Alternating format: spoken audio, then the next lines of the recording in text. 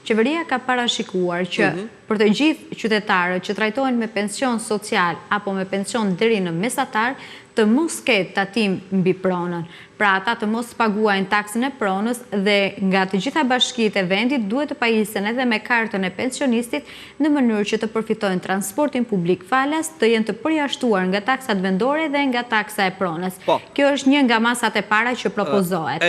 Kjo nuk do të jetë e vetmja lehtësi që do të le të themi do të pasohet me vendime të mëvonshme nga ana e qeverisë, pasi të gjithë pensionistët që i përkasin moshës 65 vjeç e lart dhe që kanë një mjet në pronësi, po ashtu do të përjashtohen nga taksa vjetore që paguajnë për mjetin e tyre.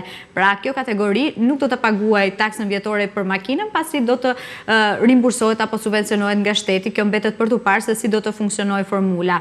Ndihma tjetër që është parashikuar po në këtë dokument ka të bëjë me për të gjithë ata pensionistë që vijojnë të jenë në tregun e punës.